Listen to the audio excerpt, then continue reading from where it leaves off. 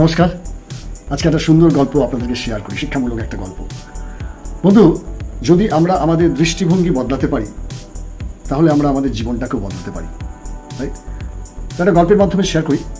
একজন বাবা, তার একজন ভদ্রলোক আর কি, তার বড় একটা ইন্ডাস্ট্রি ছিল, জুতোর ইন্ডাস্ট্রি, জুতোর কারখানা। সে মার্কেটে একটা ভালো নাম ডাক ছিল জুতো, যেরকম আমাদের লাইক অজন্তা, খাদিমস, রাইট, বাটা, এরকম ধরনের একজন বড় ইন্ডাস্ট্রিয়ালিস্ট জুতোর উপরে ব্যবসা করতো।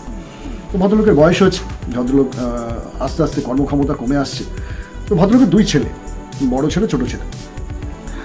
তো ভদ্রলোক তার বিজনেসটা কোন ছেলের হাতে দিয়ে যাবে যে তার উত্তরসূরি হিসেবে এই বিজনেসকে আরও ডেভেলপ করবে, সেটা নিয়ে খুব কনফিউজ ছিল।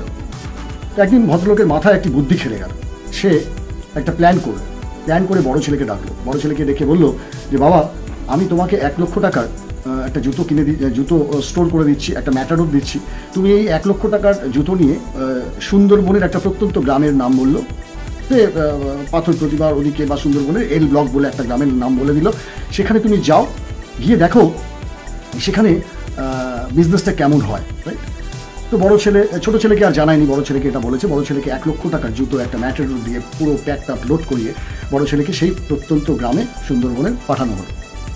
বড় ছেলে সেখানে পৌঁছানোর পর 2 দিন বা 3 দিনের মাথায় বড় ছেলে ফিরে এলো বাবার কাছে। বাবা বললো, কী হলো, তুমি ফিরে এলে? আর দেখছে ট্রাক ভর্তি যা নিয়ে গেছে ইম্প্যাক্ট, তাই মেটেরিয়ালস নিয়ে চলে এসছে। বলছে, কী হলো, তুমি ওখান থেকে এত তাড়াতাড়ি ফিরে এলে? বললো, বাবা, ওখানে ব্যবসা হবে না। বললো, কেন? বললো, ওখানকার লোক জুতো কী জিনিস জানেই না, তারা জুতো কোনোদিন পরেই না, তাই ওখানে ব্যবসা করা খুবই টাফ। তুমি যদি ওখানে কোনো ইন্ডাস্ট্রি বা কিছু খুলতে যাও তাহলে তোমার টাকাটা চলে যাবে। বললো, তাই? বললো, হ্যাঁ।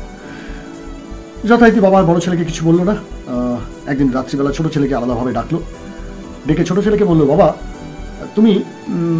আমি তোমাকে 1 লক্ষ টাকা জুতো দিচ্ছি, একটা ম্যাটাডোর দিয়ে দিচ্ছি, তুমি সেখানে লোড করে ওই সুন্দরবনের প্রত্যন্ত একটা গ্রাম, যেখানে বড় ভাইকে পাঠিয়েছিল সেখানেই ছোটো ছেলেকে আবার যেতে বললো। ছোটো ছেলে যথারীতি বাবা যেরকমভাবে তাকে সাপোর্ট দিয়েছিল সেই জিনিসপত্রগুলো নিয়ে ছোটো ছেলে সেই প্রত্যন্ত গ্রামে গিয়ে পৌঁছলো।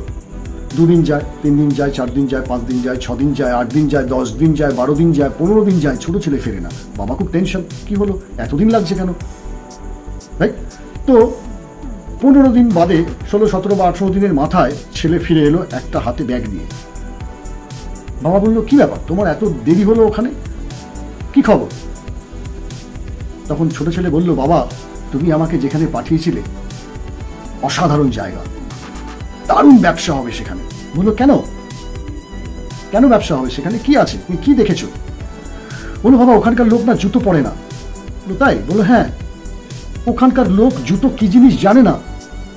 তাই? হ্যাঁ।